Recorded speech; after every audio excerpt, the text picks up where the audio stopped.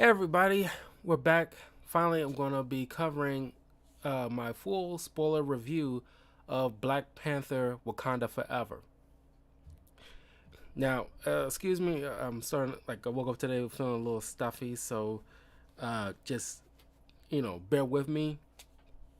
But yeah, I saw this Thursday afternoon, and yeah, this movie is pretty much like just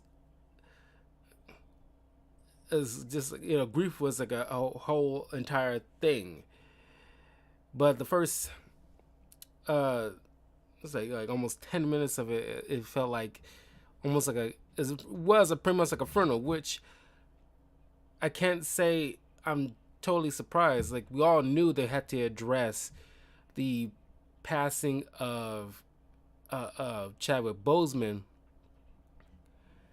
and I say like they handled it fairly well, where it's like he died of a mysterious illness, and I'm kind of glad they left it vague.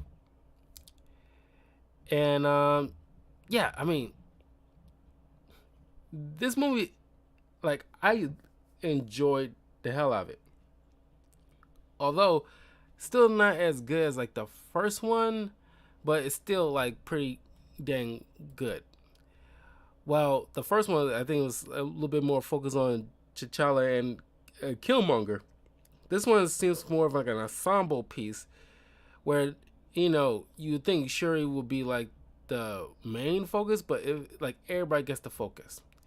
And of course, you get Letitia Wright as Shuri again, Lupita Nyong'o as Nakia, Danai Gurira as Okoye, Winston Duke as M'Baku, Florence Kasumba as Ao. Excuse me.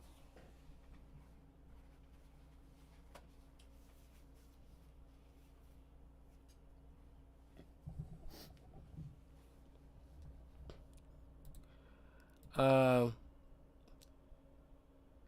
you got Dominic Thorne as Riri Williams slash Ironheart. Uh, you got Tanak Hurta Mija or Miha as Namor.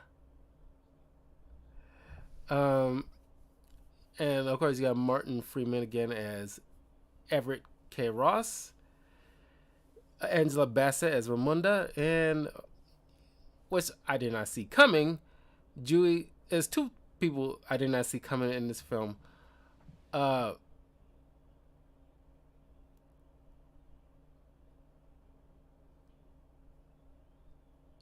as uh, Valentina Valentina Allegra de Fontaine, and I was like, wow, nice, did not see that person coming in this. But it's always great to see Julie Louis Dreyfus. Of course, she always got some. You can tell she got some sinister plan because she basically is trying to form the Dark Avengers or the Thunderbolts. Um, so it was a year after the passing. Of course, the director Ryan Coogler, had wanted to the actors to lean heavy into like their feelings about not only losing with just losing Chadwick Boseman, and had that feed into their emotions in the actual film. And you definitely can feel it, especially from Angela Bassett, and she is definitely like the highlight of the entire film. Uh, Not only just from like the trailer, but you see that all throughout this film. And it's weird that she haven't had like a Oscar. I might be wrong, but a lot of people tell me like she, deserves an Oscar for this because I think she never had an Oscar, which I don't think that's 100% true. But anyway, after the whole funeral situation, I love what happens next, where because because of T'Challa opened up uh, uh, the world to what Wakanda is truly, instead of being in hiding like they always have been, uh, now you got these other countries trying to trying every which way they can. Because it's typical for like these white nations always want to pillage resources they don't have, uh, off the backs of somebody else who is rightfully sole owners of it. So you have you discover in this UN kind of meeting where these French uh, military officers try to sneak on board uh, this tanker that's Wakanda controlled, uh, doing some outreach kind of situation, and they try to like covertly, burst in, trying to steal uh, what they believe is like vibranium deposits there. And what they discovered behind this wall, which is like, thought it was like a vault, and what you see walking out is the Dora Milaje, and they just straight up own these soldiers, and just straight up like a boss move is right at the UN. And it's like we know what you whisper. We know what you whisper behind closed doors. That their their protector is gone. Now is our time to strike. But it's like, oh no, don't think for 1 second, because we're trying to work with you people, but don't think for 1 second you're gonna like try to pull one over on us. And she like sends the out, using like their technology. They send out the evidence to all the electronic devices, to everybody in the room, and then have the Dormelage bring in these soldiers, that proof that like these are French soldiers, and France is trying to like was trying to sneak behind our backs and trying to steal from us. So it's like, I mean, it was mentioned later in the film, like, these other nations, you don't think for one moment they won't want to try and try and try to pillage what is rightfully yours. And they mention it like, oh, is it fair? It's like you got all this stuff, and it's like, it's theirs. They can dictate where the fuck they want to use their material. But of course, it's like colonizers. They gonna colonize. They don't like overtly say it, but it's like y'all can't subconsciously y'all can't help yourselves. And it's not just America, France, France, Germany, Russia, Australia. Any of you who don't have this a strong metal that can do all kinds of impressive things, y'all gonna vie for it. And Ramona says like, it isn't the material that is dangerous, it's you all that's dangerous, and what y'all plan on doing with it, which is like time and time again throughout history we all learn is a pattern here, that whatever thing that's meant to be used for the betterment of people, there's going to be somebody out there who's going to try to use it to hurt people or to make money off of it. Can't have that here. Is not that dissimilar to how like in Iron Man 2, where they're trying to like, like everybody needs to have the Iron Man armor, because like, Tony Stark can't be the sole proprietor of it. So Tony's like, hey, 10 to 15 years, maybe y'all can catch up with me, but like y'all just gonna have to trust me with this, because I'm not gonna allow any of you all, even the American government, to turn what I want to use it to protect people into just a weapon of mass destruction. Can't have that. Uh, so like you see, Shuri is still she's still dealing with this the hardest because you know she lost the. It's just like with Munda. But Munda kind of uh I guess has some more maturity about her to better handle grief than Shuri is handling things. Because yeah, she lost her father, but I think it hit harder losing her brother. And by the way, word through the grapevine is there was a different script entirely for Black Panther 2. Ryan Coogler, I guess in an interview or something, where if Chadwick Boseman didn't pass away, the movie will still be about grief, but the loss, they all will be dealing with, or at least Chad will be dealing with, is the loss of the past 5 years when he was snapped away, and and trying to like reestablish that. That would I'd be too interested in seeing like a what if or something of what that script will look like. But Shuri is dealing with this loss harder than anybody else. She even like refused to burn her ceremonial funeral robes because that would, I guess in her mind that would be final, and she's not ready to let that go. She's cooped up in her lab, but mom taking her out. I was like, yeah, get out of his lab, and going to this beach. Then they get infiltrated. Despite their advanced security, Namor rises up from the water and points out, about because of what T'Challa did, and like revealing to the world about like vibranium.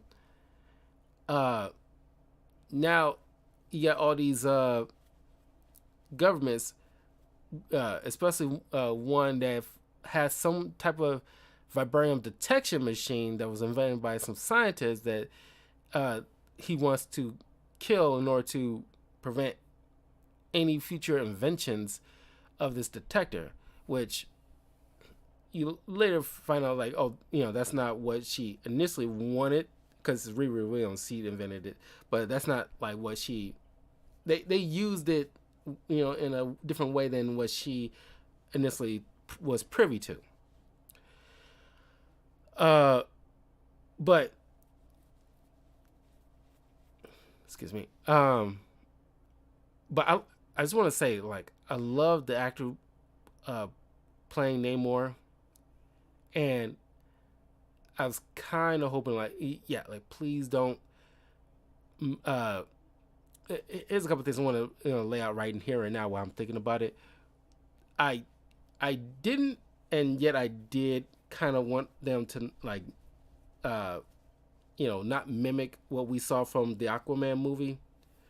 But there are some stuff I kind of wish they, took at least like the blueprint from, not like a by the numbers copy, but it's like, oh, okay, they DC finally laid out the groundwork for this particular thing that Marvel did not have, and tried to incorporate that in some fashion, because you have to see, they call it because here's the thing, for some reason, because their underwater kingdom here is called Talokan, but in Marvel Comics, Namor is the ruler of Atlantis, and for some reason the MCU doesn't want to have their Atlantis. Like, why not? Because you think you're gonna, like, DC doesn't have the monopoly on Atlantis. By and large, it's public domain. In the comics, Marvel has their Atlantis that Namor rules over, just like DC has Aquaman ruling over his Atlantis. Different universes. in all this grand scheme of multiverses, you don't think there's multiple Atlantises being ruled by different rulers? And that boggles the mind. Like, I didn't like that. Have your own Atlantis. It's perfectly fine. You know, no one's gonna bitch over it. And you'll think like, oh, you don't want people getting confused. Well, let them be confused if they too lazy to do their own fucking research. Secondly, I do like, you know, they got their own aesthetic because it's more Mayan kind of Atlantis esque, you know, kind of feel to it. And they even speak not in just in not like Mexican language, but you know, more Mayan dialect. And I think that was very impressive. I like, you know, they did their own thing with it. Uh, I don't know how I feel about their own little version of their own little Wakanda salute, because they do this kind of like, you know, Ryu Hadouken thing, and they do this, and like I get it, you trying to establish your own thing because this is your own people, and you have your own little uh, traditions. Uh, so I can't really, you know, like, you know, it's not like a big deal to me. It's clearly they have to have their own thing. Uh, I don't even know if you can call it shameless or just like gimmicky, or I don't know what's the word for it. But it seems like okay, you needed your own thing. It's like fine, I get it, but it's, I don't know, slocky. I don't know what's the word for it. But uh, I like all that. But thing is, I do not like how, no pun intended, murky it looked. You know, because you know, uh, I love the Aquaman movie. Uh, one of the few best DC films out of the DC cinematic universe, and their underwater city is colorful, vibrant. The water looks so good, and some people was like, you know, comparing it to like, you know, Avatar, because some people got early squeezed into like the Avatar Way of Water, which is something I don't really care to go see.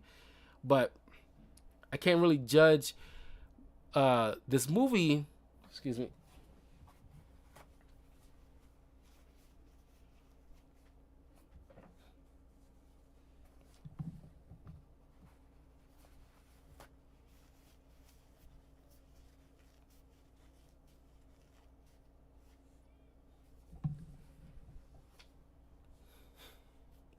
I can't really judge this movie on like, or even Ryan Coogler on the effects of this too much, because unlike Avatar: Way of Water and Aquaman, uh, this had to, you know, this movie had to like, it's not like a water centric kind of film like the other two are, and uh, with Avatar, for example, James Cameron has to put all his focus. He hasn't been making any other movies besides this Avatar stuff. And so he's putting all his focus in making sure the water does look good, especially in 3D and stuff like that. And the Aquaman movie with, uh, I forgot the guy's first name. I don't know, it's James Vaughn? Something Vaughn. Or Juan. Uh, and yeah, he was making an Aquaman movie. His water effects in the ocean and undersea city, it better had looked good, because you're making an Aquaman movie. You're gonna spend the bulk of your time underwater. You know, Brian Coogler has to like, you know, you know, it's not like he give less importance to the underworld city with Namor, but it wasn't like the sole focus. I imagine when Namor gets his own movie, which they have a Tuma here, but he's not the bad guy. But I'm pretty sure once Namor gets his own movie, Atuma will be the bad guy focus in that. And but once Namor gets his own movie, I imagine whoever's going to direct that, the water effects is going to look spectacular, because that'll be the sole focus. You'll be spending the most of your time there. So I can't begrudge too much, but Ryan Coogler could have just turned on the lights a little bit because we need to be able to see. You got this little synthetic sun thing underwater, so people can have, his people can have some light, but it wasn't really good enough. Uh, so uh, Riri and Okoye go find out that this scientist who invented this vibranium detector thing is some MIT student. They got Riri Williams. Now, I like the actress, but the thing is, I mentioned plenty of times before. Every time, even from like the first trailer of this film, uh, when it came out, I've been telling people, it's like, I really hope they don't make Riri Williams a Wakandan, uh, uh, because like you see her in a dorm room, it's like all Chicago stuff, and I was like, yes, thank you, because Riri Williams is from Chicago. Do not ignore that. And when her TV show comes up, I don't know, in a year, it's like we want to spend some time in shooting in Chicago. But my slight nitpick, and there's really no shade on the actress, because the actress is from New York. I would have preferred if you actually get like an actress who was from Chicago herself, because she would have that Midwestern accent and dialect that's tailor made from Chicago, and like of course, like it's not like this actress Dominique cannot learn like the ins and outs of the city and know about the L train and the Chicago Loop, things like that. But I don't know. It's like I said, it's a nitpick. I would have preferred actual Chicagoan actress, but it's fine. But so I like her little back and forth with Okoye, pretty much making like a joke about like having like an ashy head or something like that, and like because this is such a somber type of movie. It's nice to have some bit of glib here and there, even though most people complain about like the Marvel formula. Like even something as somber as this, you got to have your gratuitous like insert Marvel joke here, and it's like, I mean, like I mentioned in my Thor Ragnarok review, not Ragnarok, Love and Thunder review, is the first time that I actually see what people are talking about when, as far as like that gratuitous insert Marvel joke in something that's supposed to be like serious, or just not letting the serious moment linger a little bit longer. I get it, and like I kind of wish Kevin Feige, because I know by this point, because Kevin Feige is pretty in tune with the people, and he should be able to grasp the concept. Like, okay, some people might blame Taika Waititi for the most part with Thor, but it's like, I don't think it's solely on him. I think it's Kevin Feige's little thing, because the buck stops with him, and he should by this point understand people's grievances a little bit with this whole insert joke where it doesn't really need to be, or you it's kind of like it doesn't flow naturally, because it feels like so manufactured at this point, and it's like you gotta dial it back a bit. It's not like we don't appreciate the levity, but it's just like it's too formulaic. You gotta dial it back a bit, because like Chris Hemsworth is funny. Let him be naturally funny. You don't have to order every director to say, okay, this part after this somber moment in the middle, you have to insert a joke there. And it's like, okay, the jokes are not flowing naturally. So they tried to bring on Riri Williams, which you see her little Mark 1 Iron Man armor, and then you eventually see her kind of sort of like comic current armor in the climax of the film. Here's the thing: it was never. I'm pretty sure it'll probably bring it up in her TV series, but I kind of wish because in the comics, Riri was inspired by Tony Stark and made her own Iron Man suit out of a box of scraps. And yes, she's super smart, but I think it's kind of feels too quick or easy. And as you would like to see her, her process, because you can't just tell her, oh, she's smart, so she can just get away with certain things.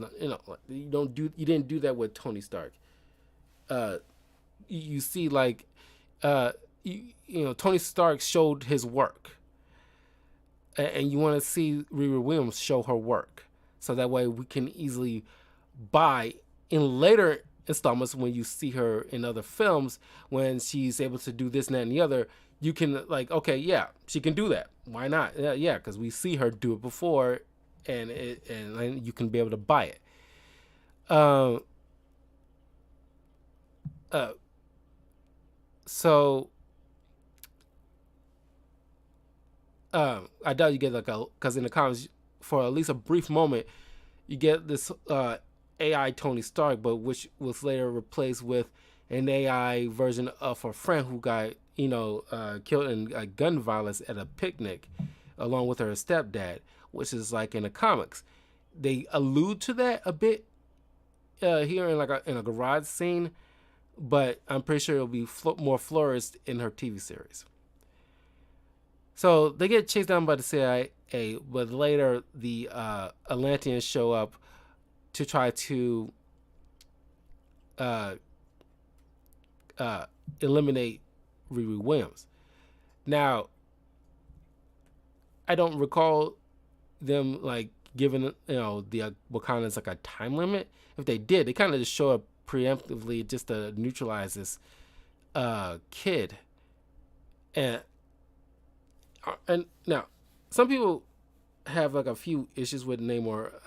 I'm sorry, I'm jumping around a bit, but in the comics, Namor comes off a kind of like a smug, kind of like Vegeta from Dragon Ball Z. Come off kind of smug and pompous. We don't get that in the live action version of him,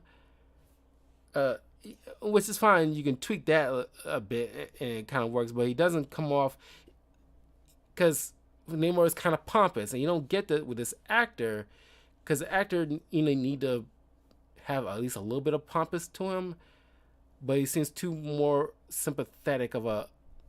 It's kind of like Killmonger. He's like it's another Killmonger situation, and which is fine. And a new thing that I think was like a nice little twist because they don't have this in the comics. It's kind of funny. It's some MCU things that they make it turn on its head that I agree with, and there's some things that I don't agree with. I don't know. It's you can't please everybody kind of thing. But I try to be fair about it. But I like to turn on like these Atlanteans have vibranium too, because Namor goes over with his history with Shuri later on that a long time ago during like the the conquistadors pillaging the Mayan people, some of them break off and find these vibranium infused plants because the Wakandans act totally shocked, like this is impossible. The vibranium deposit is supposed to only fell in Africa, and it's like in Wakanda in Africa, and it's like you don't think because when meters fall, some pieces break off. You don't think it's feasible that some might have broken off and landed because in Captain America, because as I reviewed that movie, the first Avenger, and I think I made a point of this there, how Howard Stark made the Captain America shield because the only little that they found at that time they turned into a shield that Captain America later used, because just a small portion landed in America, or at least somewhere where Howard eventually found it, and a chunk landed near the mine, Central America, and but the bulk of it landed in Africa. So that's why Wakandas have the vast majority of it, but it's like, yeah, there's probably little scraps that fell here and there, but I guess, like, Atlantis. I won't call it Atlantis because I'm not calling it Telecon or whatever. It's Atlantis. Atlantis, got like probably like maybe like the second largest, because they got weapons and tools and everything like that, in their city. So it's like, yeah, it should be feasible. But yeah. So Okoye goes back home, and it's like, it's a powerful scene. It's probably the best scene a lot of people love from Angela Bassett. All her scenes are fantastic, but I think this kind of hits home, where she strips Okoye of her rank as general of the Dora Milaje, because I lost I lost my husband, I lost my son. Now you lost my daughter, who I don't know if was alive or dead at this point. And like, this is a mother, because like, haven't I given everything? And it's like, that's powerful. And despite everybody else, it's like, you shouldn't, like, okay, maybe you're acting a little too hasty here. But Ramona is not having none of that, and it's like, I get it. She's rightfully so upset. You don't know, like, your kid is alive or dead. But it's like, this is Okoye we're talking about. You don't think she did? Yeah, sure. Like, Ramona wasn't too thrilled about bringing her along outside of Wakanda, at this time. So it's like, like, you cause this, like, like, I'm stripping you of your title. Get out of my sight. So, Ramonda, of course, you get like moments with Ramonda and Ross communicating after Ross finds Shuri's Makoya beads on the crime scene, and he's like, trading information with her, because he established like a friendship with the Wakandans, and like, they go and trading stuff back and forth. But he later gets busted by Valentina, who turns out to be his ex-wife, which I didn't see that one coming. Wow. Good on you, Ross, because like, she is very attractive, despite her being like, straight up evil. You can tell she's freaking evil. It's like, I don't know why you even playing, acting like she's not. But then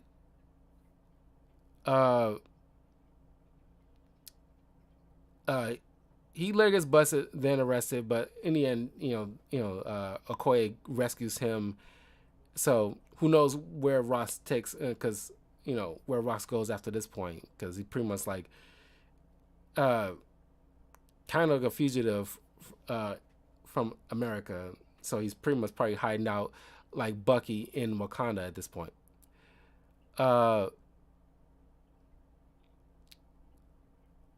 Then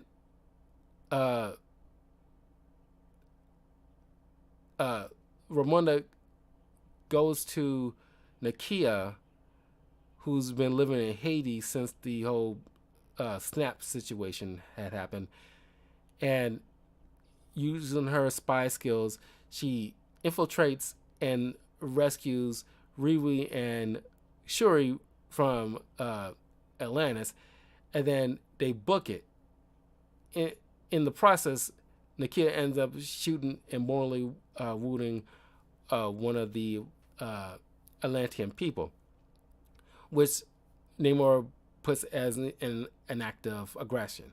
So he wants to work with Wakanda's, because he figures together they can easily uh, fight against the surface oppressors. Like I said, it's Killmonger all over again. Uh, uh, so he leads it's straight up like an attack, but it's like he views it as like a a warning kind of situation. Like, I can easily come in here, I can wreck your shit, and I have the same kind of weapons as you do. So, and you don't have a protector. So, uh, uh, in the process of this attack, Ramonda dies from like drowning after she's trying to save Riri Williams from drowning herself. Because she has a series and she got to be in future projects down the line, so of course she has to survive. But I was stunned, like, wow, they, killed off Ramonda, and it's like, damn, this is kind of like with Aunt May in No Way Home. It's like, wow, they just like, okay, we're establishing some like the new guard here, so we gotta kill off the old guard. So it's like, wow, it's like Aunt May, Ramonda, uh, uh, not their fault, but T'Challa, uh, Tony, Steve.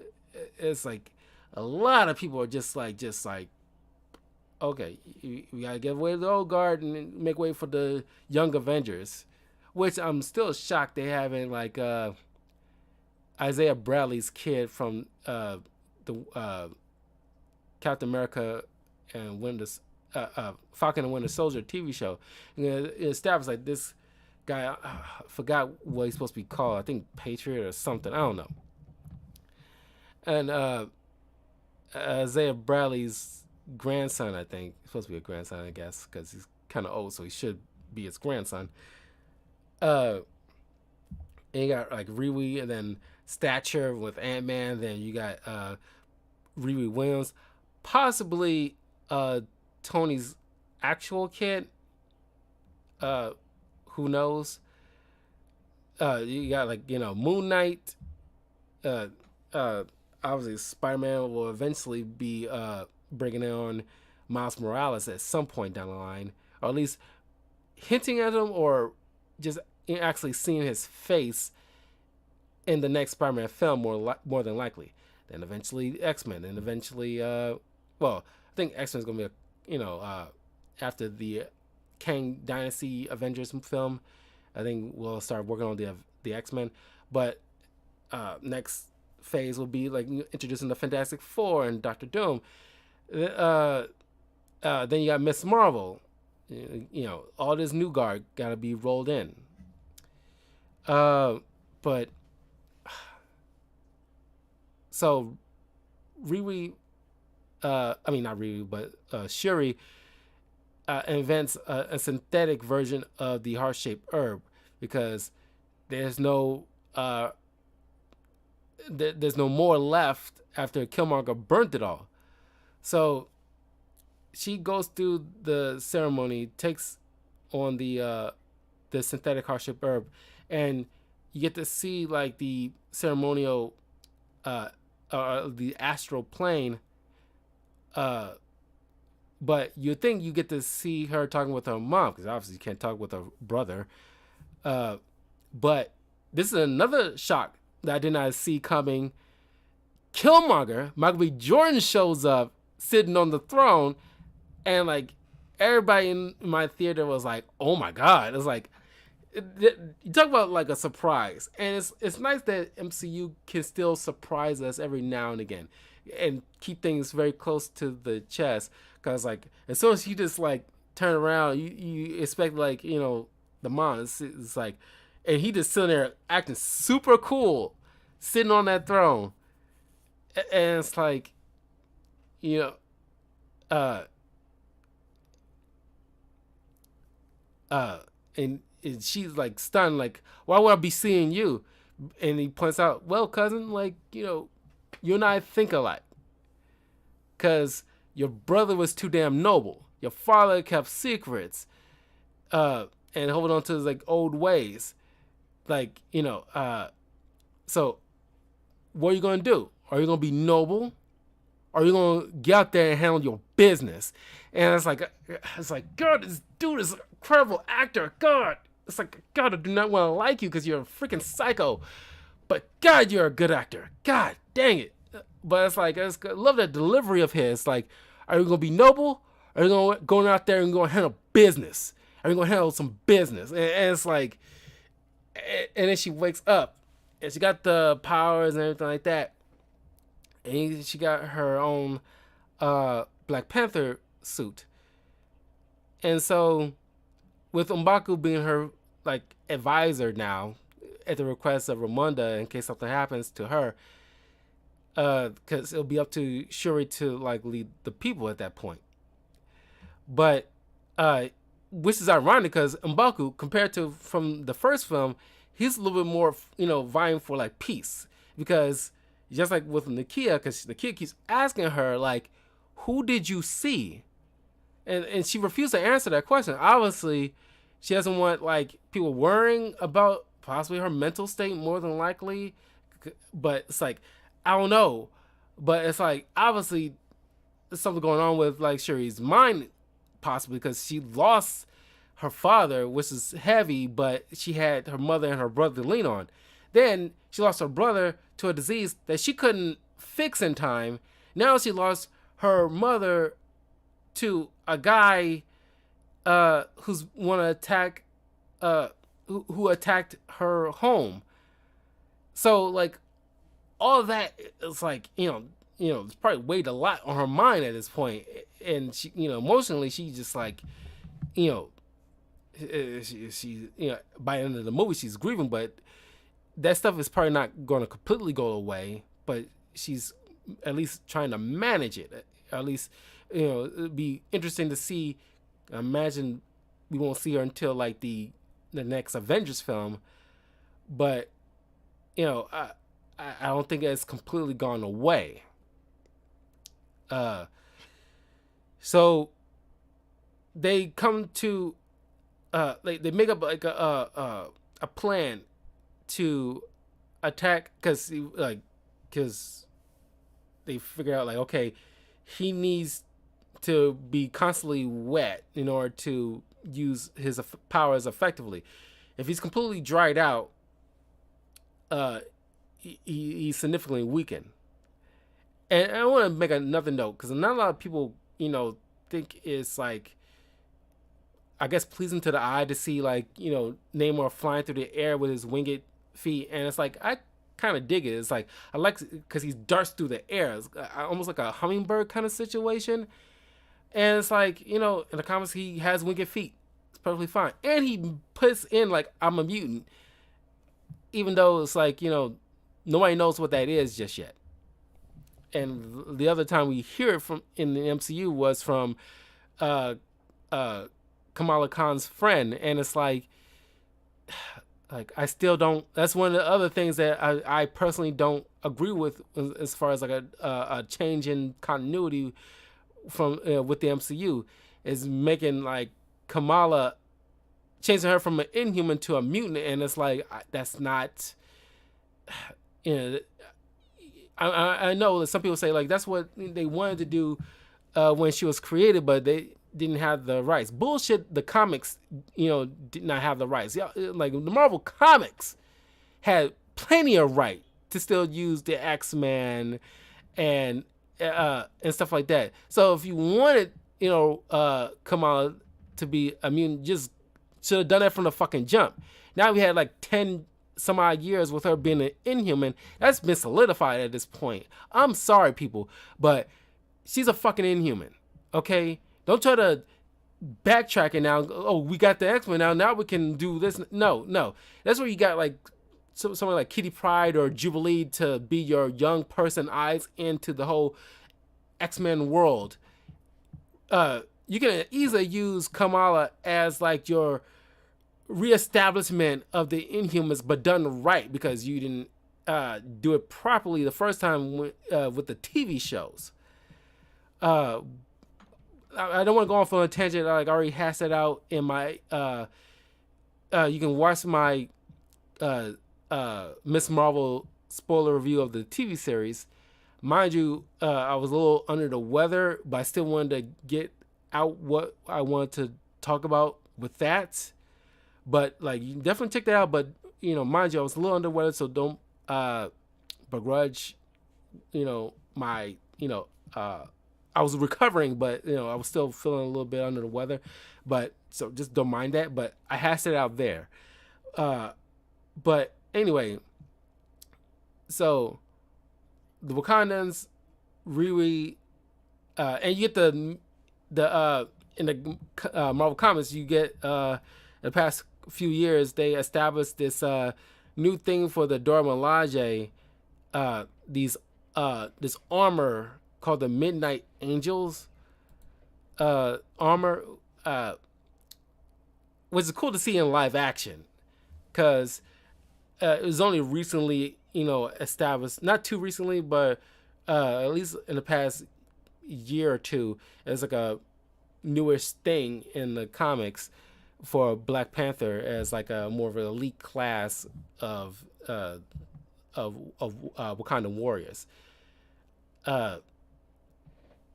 So Okoye and somebody else, I think Ayo, was wearing the only two that was invented so far of this Midnight Angels armor, and they all fighting off against the Atlantean people, while Shuri takes the fight to Namor on a desert nearby, and you see her like really slash at one of his wings. I was like, oh my god, it's like he's getting kind of brutal. And then, and some people complain about this part, Namor stabs Shuri in the gut, kind of like the way Thanos like stabbed Tony in an Infinity War. But there's no blood and everything like that. Well, of course, there's no blood, and this is like a PG-13 film. I doubt you'll get. This is not like Moon Knight or Daredevil. Like, there's some of the stuff. I guess is still try to keep it as like child friendly as possible, so it's can't get away with like blood and everything. I guess.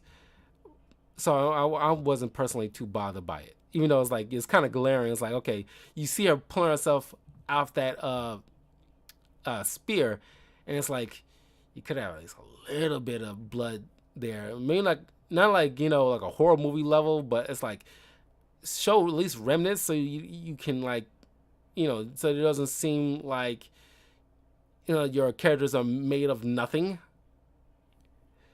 But then before Shuri lands a killing blow, she thinks of her mother, and so she pretty much form a truce with Namor, which he agrees to. So there's a ceasefire, and Namor's cousin asks, like, why did you surrender? Because basically Namor is like, well, now they kind of, I don't want to say owe us, but they're gonna get in trouble, and they're gonna need allies, and who do you think they're gonna come to? And he's pretty much like playing chess, essentially. Then you get the mid-credit scene with, or at least at the end, mixed with the mid-credit scene where Shuri goes to Haiti to, with the Nakia's help, setting up this moment where she has to burn her ceremonial funeral clothes to finally grieve. But then she meets Nakia and her son, Tucson, who she finds out that is T'Challa's son, T'Challa Jr. And the kid looks like a spitting image of Chadwick Boseman. And it's like, I'm wondering if that's his actual kid, because I was like, man, it's like, because I thought like maybe Chadwick didn't have a child with his wife. I might be wrong. I'm not sure, but the kid looks like a spot on Chadwick Boseman, and Nikita, like I didn't want to. I did. That's why I didn't come to the funeral, because I didn't want the pressure of the throne on this kid's head. I want him to like grow up, uh, with like a decent normal life before the whole Wakanda thing. I want to make sure he's mature enough before the whole Wakanda stuff gets put on him. And I'm kind of glad they ended it this way. No tie-in with Miss Marvel or Black Panther will return in Avengers Kang Dynasty, or no Ant-Man teaser, nothing like that. This is kind of like a focus, like a somber moment. This is like very Wakandan focused, and we do not want to like get bogged down with any other stuff around it. Even with like the opener, which I thought was very heartwarming, where you get the Marvel logo thing with everything with Chadwick Boseman uh, uh, in like the opening, and it's like that is just like a nice little touch. Uh, so yeah, I mean, this movie is pretty good. Not as good as like the first movie, but I still enjoyed it.